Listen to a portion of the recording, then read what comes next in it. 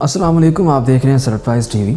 दोस्तों, वैसे तो पाकिस्तान में अक्सर बहरान आते रहते हैं। कभी गैस का बहरान, कभी आटे का बहरान, कभी चीनी का बहरान, कभी पेट्रोल का।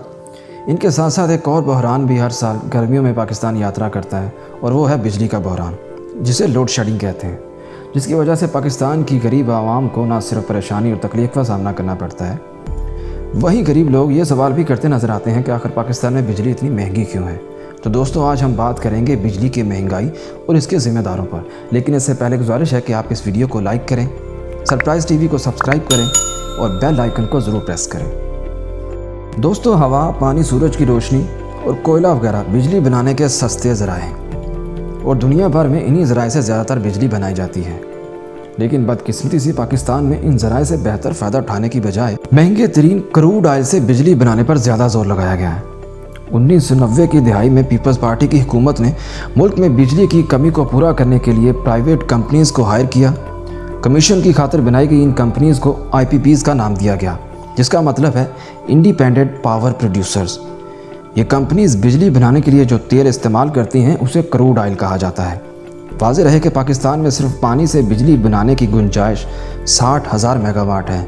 इसी तरह अगर कोयले की बात की जाए तो पाकिस्तान के पास कोयले के महफूज ज़खायर 1,86,000 मिलियन टन हैं, जिससे अगले 200 साल के लिए 1 लाख मेगावाट बिजली बनाने की गुंजाइश मौजूद है। लेकिन बदकिस्मती से माजी की हुकूमतों ने इन वसाइल से फ़ायदा उठाने की बजाय महंगे तरीन क्रूड ऑयल से बिजली बनाने को तरजीह दी। हालिया तहकीकात में ये बात सामने आई है कि 1994 से लेकर अब तक इन कंपनीज़ ने 100 बिलियन रुपए नाजायज़ मुनाफा कमाया।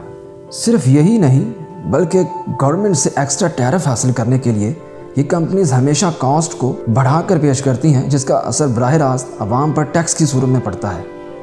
दोस्तों, यहाँ पर आपको स्क्रीन पर बिजली का एक बिल नज़र आ रहा है। इस बिल में आपको मुख्तलिफ़ किस्म के टैक्सेस नज़र आ रहे हैं। वहीं इसके बिल के बाएं तरफ आपको फ्यूल प्राइस एडजस्टमेंट लिखा हुआ नज़र आएगा, जिसे FPA भी कहते हैं। ये कंपनीज जो कि तेल से बिजली बनाती हैं, लिहाजा तेल की कीमतों में कमी बेशी का इतलाक़ इस फ्यूल की एडजस्टमेंट पर भी होना चाहिए।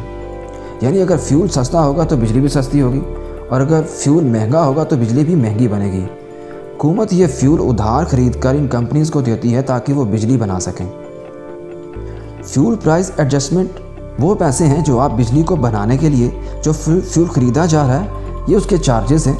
यानी बिजली आप इस्तेमाल कर रहे हैं उसके पैसे भी आप देते हैं, लेकिन इस बिजली को बनाने के लिए जो फ्यूल लग रहा है उसके पैसे भी आप दे रहे हैं।